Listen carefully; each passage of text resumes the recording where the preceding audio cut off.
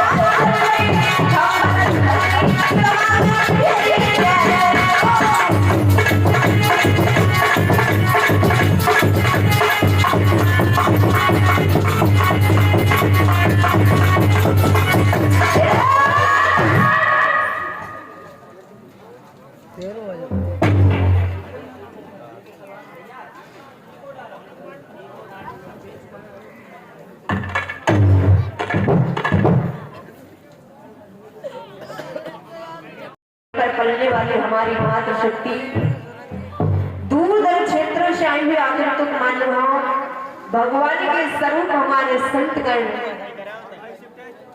लताओं पताओं में वास करने वाली हमारे सतगुरुदेव भगवान जितने भी भागवत पंडाल में उपस्थित हैं सभी को हमारा प्रणाम स्वीकार हो। योगी राज सरकार का महिला को बार बार नमन करते हुए श्री भगवत जी के कोट कोट नमन करते हुए आपकी पावन ग्राम नाई में श्रीमद् भागवत कथा का जो आयोजन हुआ है बड़ी ही सौभाग्य की बात है। लोग मथुरा वृंदावन कम जा पाते हैं तीर्थ यात्रा करने के लिए। आप अपने गांव में जो भगवान की अमल भरी लीलाओं को सुनेंगे तो बड़े ही सौभाग्य की बात है। जहां हरि की चर्चा होती हो तो कभी वृंदावन धाम से कम नहीं है।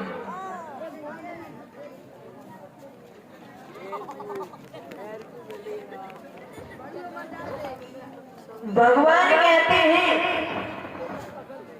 कि जब इंसान धरती पर आता है यानी कि हमें और आपको 84 लाख योनियों के बाद में मनुष्य का जन्म मिलता है।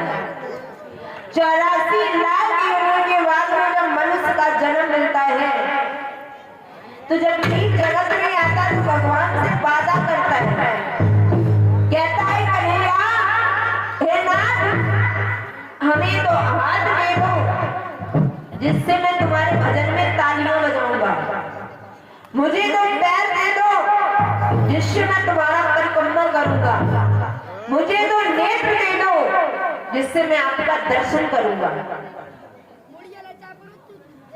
उसके बाद भी जब इंसान कभी पर आ जाता है तो सब कुछ भूल जाता है, क्योंकि मोह माया में फंस जाता है। इंसान नहीं समझ पाता है कि हमें क्या करना चाहिए, क्या हमारे लिए सही है और क्या हमारे लिए गलत है। हम और आप 7 दिन में आए हैं और 7 ही दिन में चले जाएंगे। 7 ही भांडरे पड़ती है, 7 ही दिन की कथा होती है। 7 ही दिन में हम और आप आते हैं और 7 ही दिन में चले जाते। भगवान कहते हैं कि मनुष्य को इतना सुंदर शरीर दिया लेकिन भगवान को भूल जाते हैं, क्योंकि जब इतना सुंदर शरीर भगवान दे देता है तो लोग भूल जाते हैं कि अब हम इसका क्या करें, उसका सही उपयोग नहीं करते। तो कहा जाता है कि जब इंसान जमीन पर आता है, जब इंसान जमीन पर आता तो कितने पैर होते हैं इंसान के? कितने होते हैं? 2 पैर किसके होते हैं?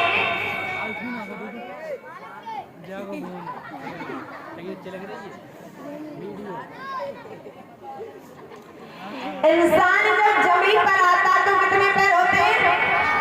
2। और जब शादी हो जाती तो कितने हो गए? 4। Very good. देखो सही तुम कच्चे कर खाए हो, हमें पता है।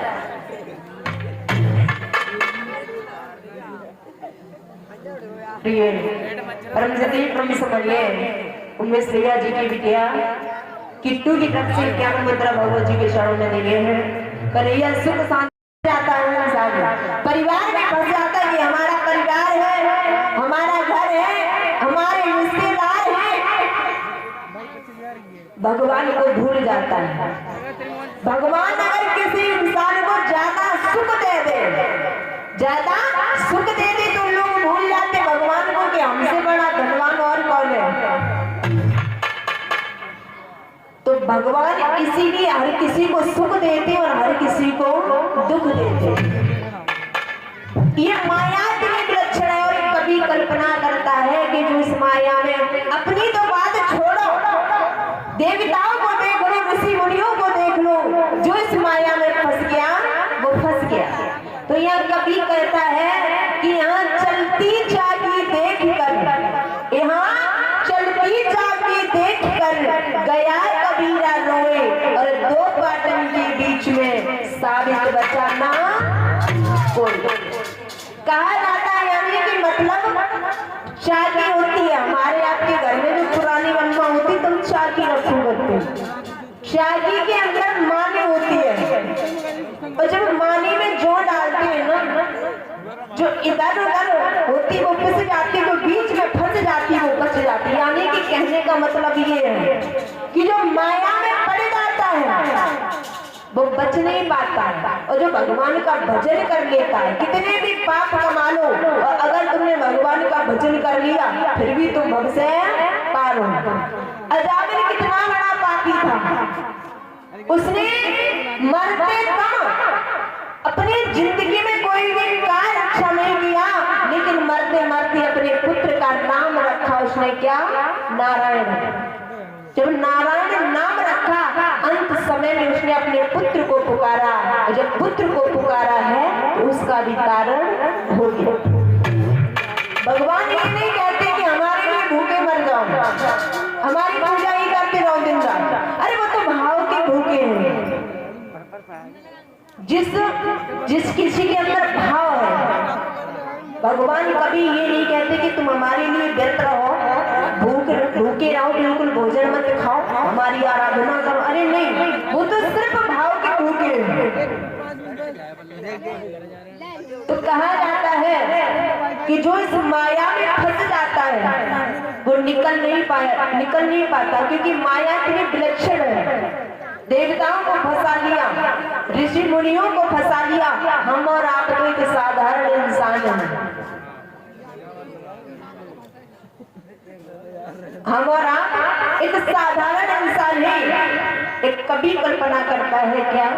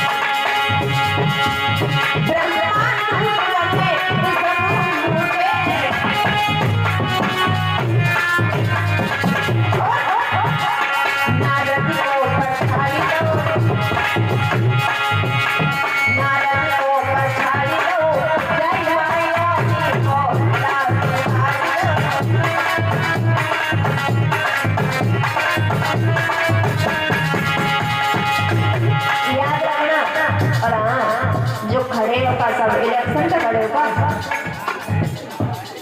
चुनाव चलो शायद इलेक्शन पे खड़े हो कछु तो मोदी जी के बोलना तो कछु अखिलेश भाई भैया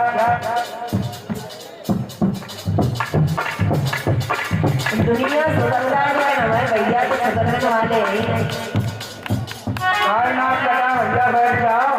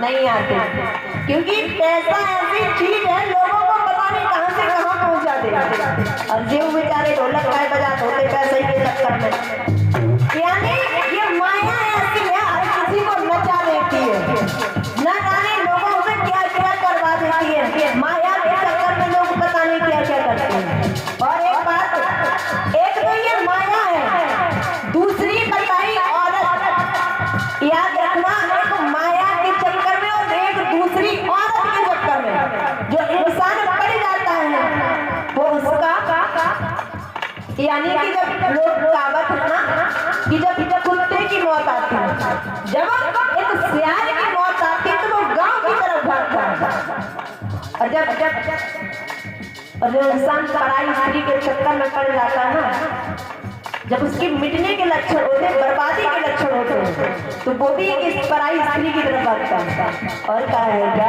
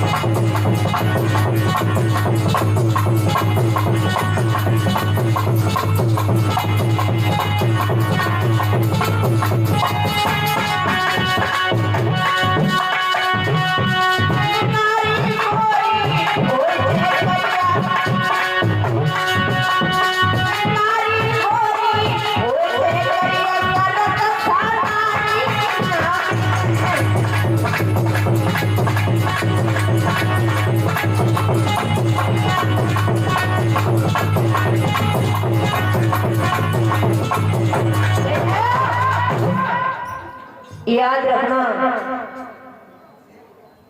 ये माया इतनी विलक्षण है तो जो भी इस माया में पड़ जाता है वो निकल नहीं पाता है। और कहा जाता है कोई भी कार्य करो, कोई भी कार्य करो, कुछ पाने के लिए कुछ खोना पड़ता है।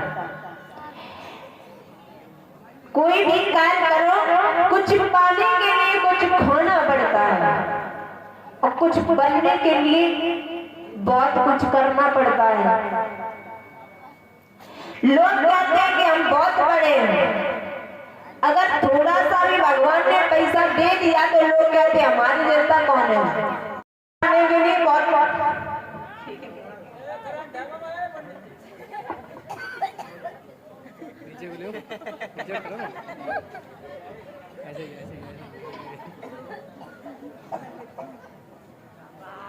बड़ा बनने के लिए बहुत कुछ करना पड़ता है। जब हड्डी को सुरमा बनी हो तब बन जाएंगे दही बड़ा। तो लोग कहते हैं कि हम बड़े लेकिन बड़ा वही है। कौन बड़ा है? जो जिसको संघर्षों से गुजरा है, जिसने अपने जीवन में दुख देखे, दुख देखने के बाद में वो बड़ा हुआ, वो इंसान बड़ा होता है। बोलिए वृंदावन में हरि लाल की। लल्ला लल्ली बड़े आगे हैं आके छोटा सा भगवान का भजन बोलेंगे, सभी लोग उसके बाद कथा श्रवण करेंगे।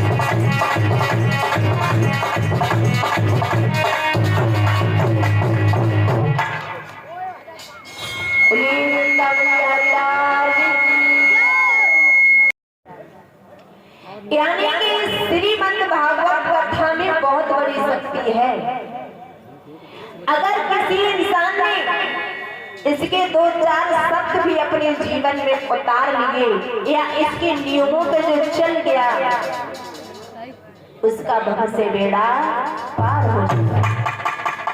लेकिन आजकल कोई चलना ही नहीं चाहता। अगर इससे सुनेंगे तो इससे निकाल देंगे। अब देखा होगा कि पहले भागवत कथा बहुत कम होती थी और आजकल हमने देखा बहुत कथा होती है, लेकिन फिर भी लोगों में सुधार नहीं है।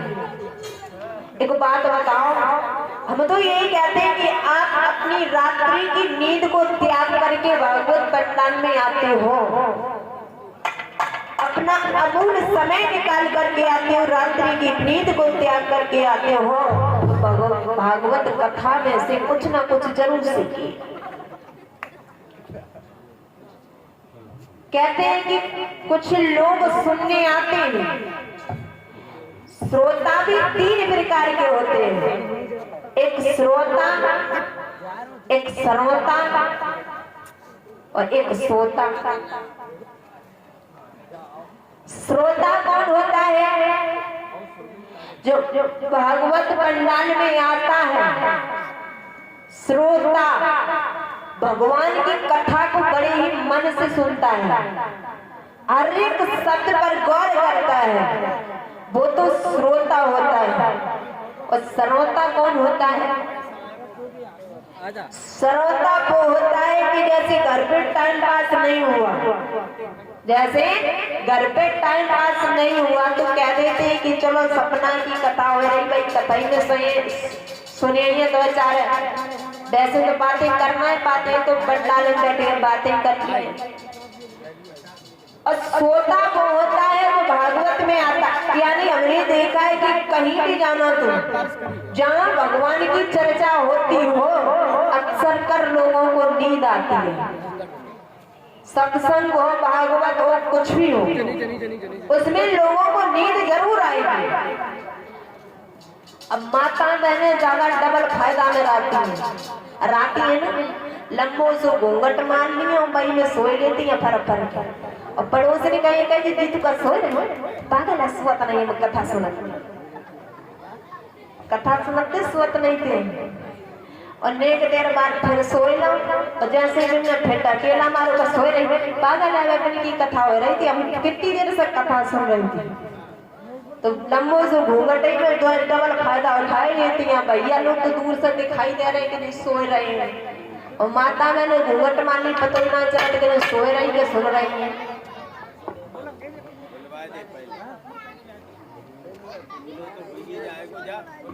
तो कहने जिसका भी कल्याण हुआ है।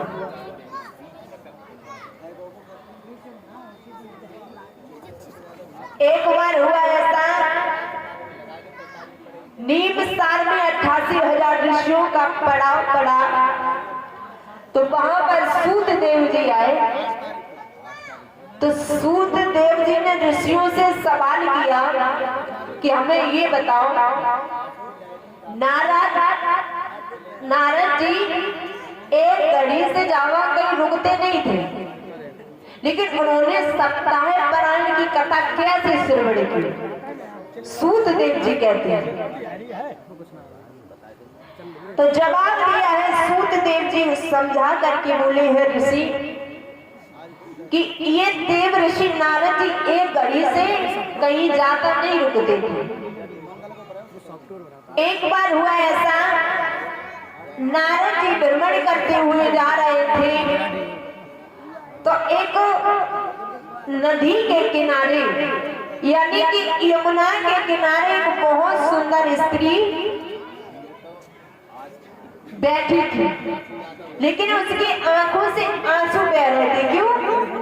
और उसी स्त्री के समीप में 2 पुरुष थे, यानी कि वह स्त्री के दोनों पुरुष जो थे वो बेटे थे। वो स्त्री बहुत रो रही थी। तो नारद जी ने पूछा, है देवी इस वन में क्यों रो रही हो? और ये जो बूढ़े पुरुष है ये कौन है? तो वो समझा करके बोली है रोते हुए कि ये बूढ़े पुरुष, ये पुरुष नहीं, ये हमारे बेटे थे। अरे मैं रो इसलिए जवान हूँ बेटा वृद्ध। कौन ऐसी माँ होगी जो अपनी बेटी को बुढ़ापा देख करके रोना? कौन ऐसी माँ होगी? तो नारद जी ने पूछा देवी हमें ये बताओ, तुम जवान हो बेटा तुम्हारी वृद्ध है, ऐसा क्यों हुआ, कैसे हुआ, हमें विस्तार से बताइए।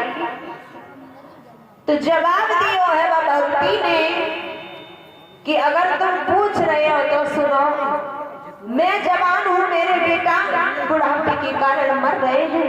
और जवाब दिया है उस स्त्री ने, क्या बोले हैं?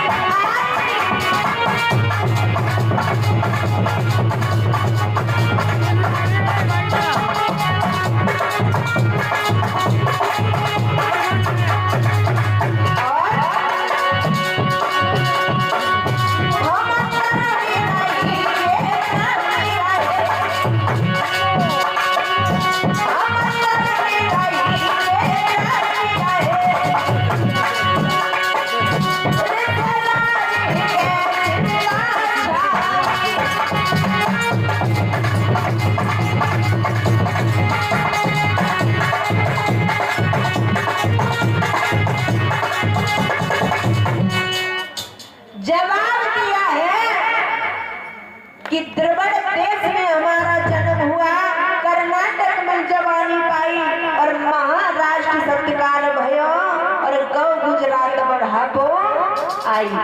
तब बाज पड़ी वृंदावन को और यमुना के तीर बैठ गई आई। हम तरुण रही जे वृद्ध रहे, ऋषराज हृदय चिंता। जवाब दिया ये ज्ञान और वैराग भक्ति के पुत्र थे। तो देवर्षि नारद ने पूछा कि हमें ये बताओ, तुम जवान हो बेटा तुम्हारे बुढ़ापे के कारण मर रहे।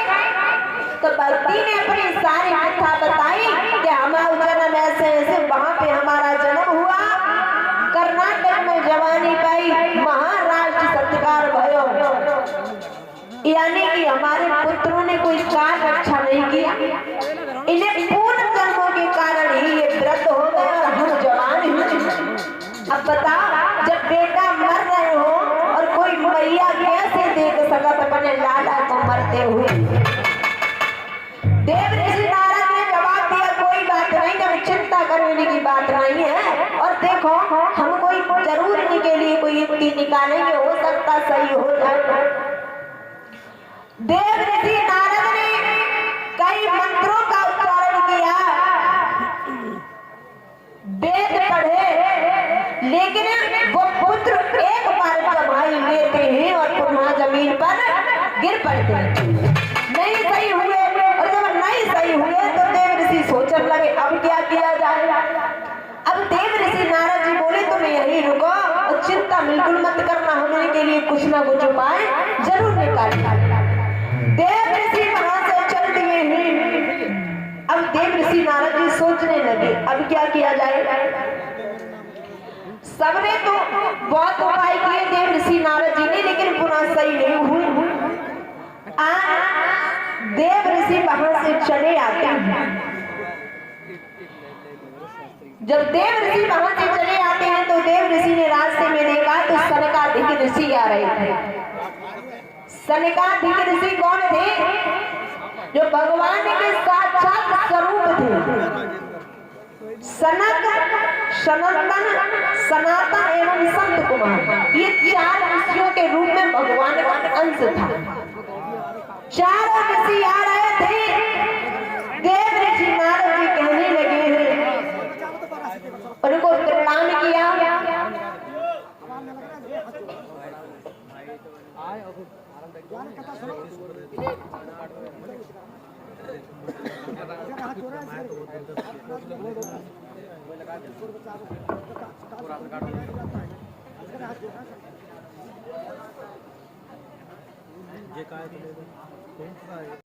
समझाते हुए जब देव ऋषि ने कथा बताई कि एक स्त्री है यमुना के किनारे रो रही, उसके 2 पुत्र हैं, दोनों के दोनों व्रत हैं और वो स्त्री है, वो जवान है, पुत्र बुढ़ापे के कारण मर रहे हैं।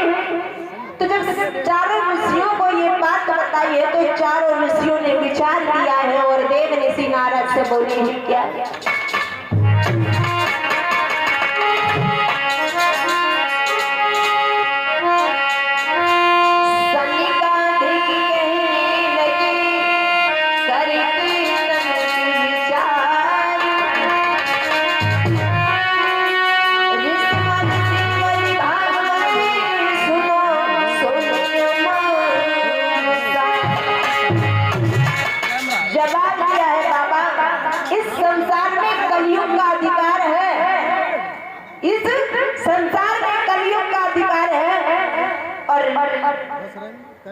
आप उनके चक्कर में मत पड़िए, क्योंकि जीव जो करता है उसे उसे का फल अवश्य मिलता है, उसको उसका फल अवश्य मिलता है। लोग कह देते हैं कि कर्म करते रहिए, इस जिंदगी नहीं अगले जन्म में फल मिलेगा।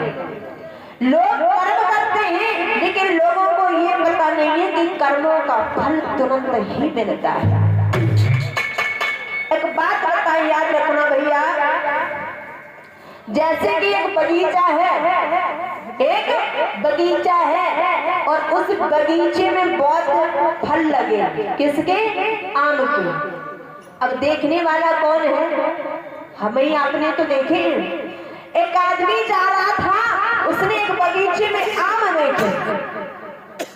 जब आम देखे तो उसका जी थोड़ा मचलाने लगा।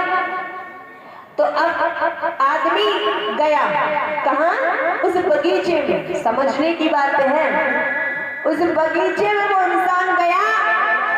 अब देखा किसने? आंखों। आम को किसने देखा? आंखों ने।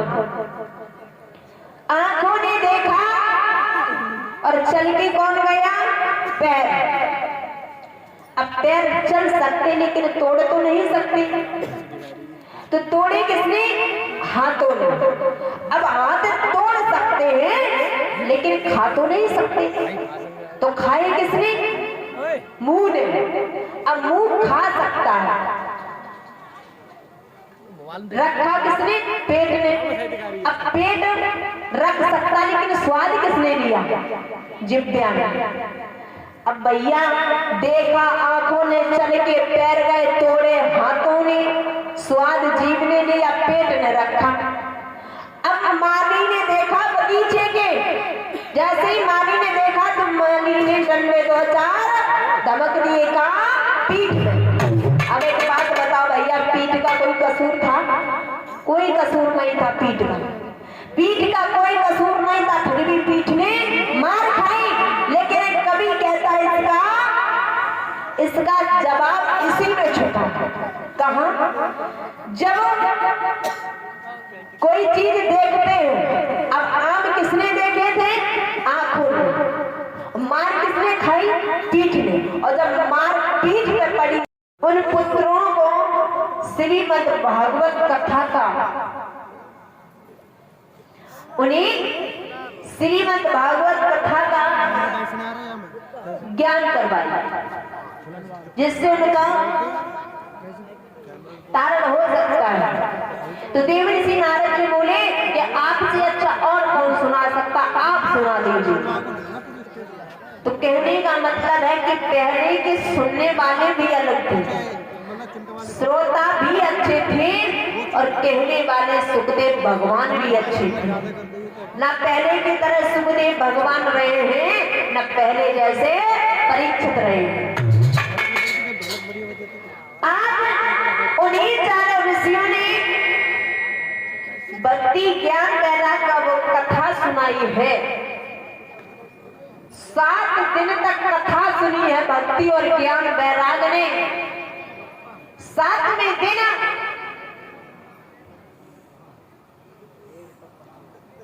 ज्ञान वैराग्य के लिए बैकुंठ धाम से विमान आया। विमान में बैठ करके सुरपुर के लिए चले जाते। क्यों? क्योंकि उन्होंने भगवान की कथा को बड़ी सच्चे मन तन धन से सुना। कोई भी हो, आज भी लोग कहते मैया पार्वती ने नहीं ये कथा सुन पाई, मैया पार्वती ने नहीं ये कथा सुन पाई। और आप सभी लोग कितने नसीब वाले हैं जो भगवान की कथा को श्रवण कर रहे हैं। कहते हैं कि अमर कथा, भोले बाबा ने मैया पार्वती को अमर कथा सुनाई। अमर कथा कोई और कथा नहीं थी, यही श्रीमद् भागवत कथा थी, जो कि मैया पार्वती ने सुन नहीं पाई। एक सुख का एक तोता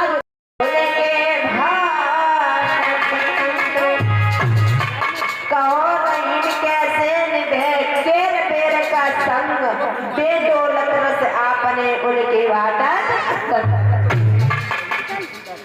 यानी कि पति पत्नी अगर अच्छे नहीं है, पत्नी अच्छी घर में नहीं है तो घर चल नहीं पाता है। और जिस घर में अगर लक्ष्मी अच्छी है घर की, तो वो घर स्वर्ग बन जाता है। आज भैया धुंधनी जो थी बड़ी उल्टा स्वभाव की थी, और आत्मदेव ब्राह्मण बड़े परेशान हो गए, बड़े परेशान हो गए। एक दिन आत्मदेव ब्राह्मण मरने के लिए चले हैं। जब मरने के लिए चले हैं तो एक सरयू के तट पर जैसे ही पहुंचे हैं और मरने के लिए चले, वैसे ही एक संत जी ने रोक लिया। जवाब दिया, क्या कर रहे हो? बोले भगवान में मरना चाहता हूँ। क्यों? जवाब दिया, एक तो घर में स्त्री अच्छी नहीं, दूसरे घर में कोई संतान नहीं। तो जवाब दिया, बेटा आत्महत्या करना बहुत बड़ा पाप होता है। आत्महत्या करना बहुत बड़ा पाप होता है, और अगर तुम आत्महत्या करोगे तो तुम्हें पाप लगेगा। आज जवाब दिया, मरेंगे तो हम बिल्कुल क्यों, इसलिए मरेंगे क्योंकि हम अपनी स्त्री से बहुत परेशान हैं। तो ब्राह्मण देव बोले मरो नहीं, इसका उपाय हम तुम्हें दे रहे, संतान नहीं है। ब्राह्मण जी ने एक फल दिया और जवाब दिया, ये अपनी पत्नी को खिला देना, ये अपनी पत्नी को खिला देना। आज भैया ब्राह्मण देव उस फल को लेकर के चले हैं। जाकर के पत्नी के पास में पहुंचे, पत्नी को सारा हाल बताया। जवाब दिया, ये फल तुम खा लो तो पुत्र की प्राप्ति होगी। वो स्त्री इतनी उल्टा स्वभाव की थी। जवाब दिया, कौन खाएगा ये फल? कौन खाएगा? 9 मास तक कौन ये पीड़ा सहेगा? अब वो अपनी बहन को बुलाया, उसकी बहन उसके पड़ोस में रहती थी, उस बहन को बुलाया। जवाब दिया, बहना। बोले हाँ, मेरे पति महाराज एक फल लेके आए हैं, और वह फल के खाने से जवाब दिया पुत्र प्राप्ति होगी, और उस फल को हम खाना नहीं चाहते। क्यों? इसलिए नहीं चाहते कि 9 महीने तक कौन पीड़ा सहेगा, कौन दर्द सहेगा, हमसे ये नहीं होगा। तो जवाब दिया तो चिंता मत कर, जितना समय इस फल को लाए हुआ है उतना ही गर्भ हमारा है, और वो फल गाय को खिला देना, उस भेद को कोई जान ना पाए। आज वो बहन को फल दिया, जवाब दिया ये फल गाय को खिला दे। बहन ने जवाब दिया तू बिल्कुल चिंता मत करिए, अगर जीजा जी पूछे तो कह देंगे हम अपनों बालों लला तो ही दे देंगे। जितना समय फल को लाए हुए उतना ही गर्भ हमारा है, उस बहन ने कहा। अब भैया जो ब्राह्मण जी ने फल दिया वो फल जाकर के उस बहन ने गाय को खिला दिया। गाय को खिला दिया, धीरे धीरे समय गुजरा है। जब 9 मास व्यतीत हुए हैं तो गाय से भी पुत्र पैदा हुआ, बछड़ा नहीं पैदा हुआ, पुत्र पैदा हुआ गाय से, और उस बहन को भी पुत्र की प्राप्ति हुई। उस बहन ने अपना पुत्र लिया, उस बहन को दे दिया, किसे? धुंधली को। आत्मदेव ब्राह्मण की पत्नी थी जो फल लेकर के आई थी, उसको दे दिया। जवाब दिया जीजा जी को भेद मत बताओ ना, और जीजा जी को क्या पता चले, वो तो सारे दिन भजन कीर्तन में रहते थे, सारी दिन वन में चले जाते थे, उनको कुछ पता ही नहीं था। अब भैया गाय के भी पुत्र पैदा हुआ, उस बहन को भी पुत्र पैदा हुआ, बहन ने अपना पुत्र बहन को दे दिया। अब गाय के पुत्र पैदा हुआ तो सारे हर गांव में, हर गली में शोर हो गया कि गाय के पुत्र पैदा हुआ। अब गाय के पुत्र पैदा हुआ, लेकिन उसके कान जो थे वो गौ के थे। अब उनका नामकरण संस्कार किया है, तो जो गौ का पुत्र था उसका नाम रखा गौकर्ण, और जो पहले का पुत्र था उसका नाम रखा धुंधकारी। धुंधकारी रखा। धीरे धीरे दोनों सयाने होने लगे। कहते हैं कि यथो नामा तथो गुड़ा, जैसे गुड़ जैसा नाम वैसे ही गुड़, यथो नामा तथो गुड़ा, जैसे उसका नाम वैसे उसके गुड़ हो गए, इसके धुंधकारी की। और दोनों का पालन पोषण एक ही जैसा हो रहा, खान पान सब कुछ एक ही जैसा है, लेकिन दोनों की राह अलग हो गई, रास्ते अलग हो गए। और कहा भी जाता है क्या,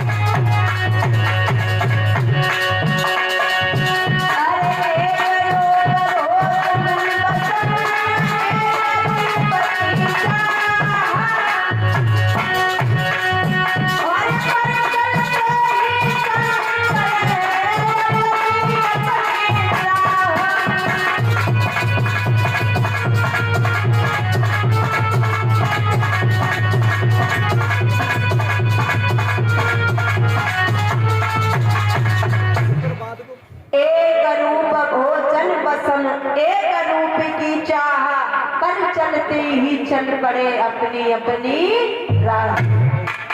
खान पान एक है, पालन पोषण एक है, लेकिन गौ का पुत्र जो था उसकी रास्ता अलग बन गई, और जो बहन का पुत्र धुंधकारी था उसकी रास्ता अलग बन गई। अब भैया गौ का पुत्र जो गौकर्ण था वो पहुंच जाता है जहां भगवान का कीर्तन होता है, जहां सत्संग होता है, और धुंधकारी वहां जाने लगा जहां मदिरा पान होता है, वैश्या नृत्यगान करती है, वहां जाने लगा। अब भैया धीरे धीरे इसकी संगत इतनी बुरी हो गई धुंधकारी की कि अब इसने घर में कुछ भी नहीं रखा, धीरे धीरे सब कुछ खत्म कर दिया, धन दौलत कुछ नहीं घर में रखा। एक दिन उसने क्या किया, अपनी मैया को पकड़ लिया, मैया को पकड़ लिया, केस पकड़ लिया, जवाब दिया कि तुमने चोरी छुपे का माल कहाँ रखा है, तुमने जो बचा बचा के रखा वो कहाँ रखा है, वो हमें ला कर दो, और नहीं दिया तो हम तुम्हें भी मार देंगे। वही धुंधकारी जो बहन का पुत्र था, वही धुंधकारी आज भैया उल्टे सीधे काम करने लगा, सब कुछ अपना लुटा दिया, माँ को मारता, बाप को मारता। अब वही आत्मदेव क्या कहते हैं कि इससे अच्छा तो तब था जब हमारे कोई संतान, भगवान ने संतान क्या दे दी, इसलिए तो मुझे जीना ही मुश्किल पड़ गया मेरा। इससे अच्छा था कि हम गैर संतान के थे। लोग कहते हैं कि घर में संतान नहीं है तो घर घर नहीं होता है, लेकिन माँ बाप अपने बच्चे को बड़े लाड प्यार के साथ पालते हैं, परवरिश करते हैं। अब किसी माँ बाप को ये पता होता है कि ये बच्चा आगे चल करके क्या करेगा, किसी को नहीं पता होता। और वही जिस माँ के जिस बाप के संतान ना हो और वही कुछ दिनों के बाद संतान पैदा हो और वही अगर उल्टा स्वभाव का निकल जाए तो माँ बाप पे क्या गुजरती है, कितना कष्ट होता माँ बाप को कि जिसे हम 9 महीने तक गर्भ में रखते हैं और वही बालक माँ को गालियां देता है। बच्चे, एक माँ ऐसी होती है, 4 बच्चे घर में होते, माँ बाप मिलकर पाल लेते हैं, और जब माँ बाप पे बुढ़ापा आता है तो 4 बच्चे मिलकर के नहीं पालते। माँ बाप पाल देते 4 बच्चों को, लेकिन बुढ़ापे पे माँ बाप को 4 बच्चे मिलकर के नहीं पालते। बंटवारा हो जाता माँ बाप का, कह देते हैं लड़के के 4 महीने तुम रखना, 4 महीने तुम रखना, माँ बाप का बंटवारा हो जाता है। माँ बाप कम से कम इतना सोचिए कि जिस माँ ने हमें जन्म दिया, जिस माँ ने हमें 9 माह गर्भ में रखा, बच्चा जब छोटा होता तो माँ से कितनी बार सवाल करता है, बाप से कितनी बार सवाल करेगा कि अगर डाल पे कौआ बैठा, बाप से पूछेगा कि डाल पे क्या है, बाप कहेगा बेटा कौआ है, 1 बार नहीं 4 बार कहेगा, फिर भी बाप बताएगा कि ये कौआ है। और वही अगर माँ बाप बूढ़े हो जाए, एक बार से दोबारा बात कही, दोबारा ये कह दी लला बात कैसे भाई, कितनी जोर से चिल्लाते हैं कि तुम्हारे समझ में नहीं आएगा, तुम पे बुढ़ापा आ गया, शांत बैठो। आज जिसके कितने सालों के बाद जिसने पुत्र ना देखा हो, आज तुमने ब्राह्मण को नहीं पता था कि हमारा पुत्र नहीं है, सोच रहे कि इससे अच्छा था जब पुत्र नहीं था तब अच्छे थे, और आज दुखों का सामना करना पड़ रहा है। मैया को मारा, पिता को मारा, घर से निकाल दिया है। गौकर्ण ने अपने भैया को बहुत समझाया, भैया ये रास्ता गलत है, ये संगत अच्छी नहीं है, अगर तालाब में एक मछली गंदी हो तो उसके साथ में सभी मछलियां गंदी हो जाती हैं। अगर वही हाल होता है कि अगर संगत में जो इंसान पड़ जाता है, बुरी संगत में, उसका असर उस पर जरूर पड़ता है। धुंधकारी धीरे धीरे इसके आचार विचार बदल गए हैं, माँ बाप को मारने लगा है। गौकर्ण ने समझाया लेकिन नहीं माना, और जब नहीं माना है तो एक बार उसी धुंधकारी को माँ को कुआं में डाल दिया, पिता घर को छोड़ के चले गए। वही धुंधकारी भैया सो रहा था, घर में कुछ भी नहीं रखा, खाने तक को नहीं रखा, और जिस वैश्याओं के संगत में वो धुंधकारी पड़ गया था, वही वैश्याओं ने सोते पर, धुंधकारी सो रहा था, जवाब दिया कि ये तो मरेगा, ये तो मरेगा, लेकिन हमें और मार देगा। आज उन वैश्याओं ने धुंधकारी को सोते पर पकड़ लिया, और पकड़ने के बाद में उसका गला दबा। गला दबा लिया, धुंधकारी प्राणों की भीख मांगने लगा। सोचिए भैया, जिन वैश्याओं के चक्कर में धुंधकारी ने सब कुछ लुटा दिया, आज वही वैश्या ने धुंधकारी का जब गला पकड़ लिया है, सांस नहीं आई, अंतिम सांस में उसने अपनी माँ को बुलाया, पिता को याद किया कि मैंने आज सब कुछ बर्बाद कर दिया इन वैश्याओं के चक्कर में।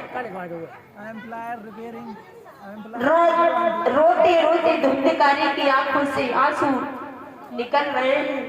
मैया को याद किया, कोई नहीं मिला। अंतिम सांस उसकी जब छूटी है तब माँ का नाम निकला। आज धुंधकारी को मार के कुआं में डाल दिया वैश्याओं ने। जब वैश्याओं ने कुआं में डाल दिया है तो आज भैया गौकर्ण ने देखा कि मेरा भाई भी मारा गया, मेरी माँ भी इस दुनिया में नहीं रही, पिता भी घर को छोड़ के वन को चले गए। अब गौकर्ण जहाँ भी बैठता, सत्संग में बैठता, वो धुंधकारी उसकी प्रेत आत्मा भूत बन गया। अपने भाई को कहीं कुत्ता का रूप दिखाता है, कहीं किसी का रूप बन के दिखाता है।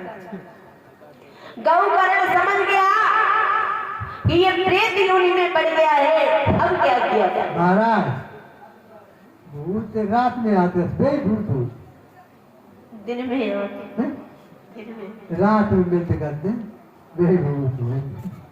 तुमने देखे भूत कैसे हुए? हमें मिले, अनेकों बार मिले।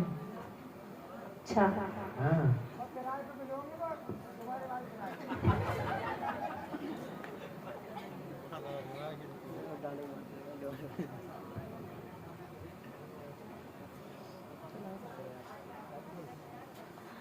इधर गौकर्ण को जब वो दिखाने लगा है, कई एक रूप बन बन के दिखा रहा भैया के आगे। अब सोचने लगे हैं धुंधकारी कि अब क्या होगा। अब गौकर्ण ने क्या किया, भैया को उस योनि से मुक्त कराने के लिए गौकर्ण ने सभी से परामर्श ली है। परामर्श लेने के बाद में आज उन्होंने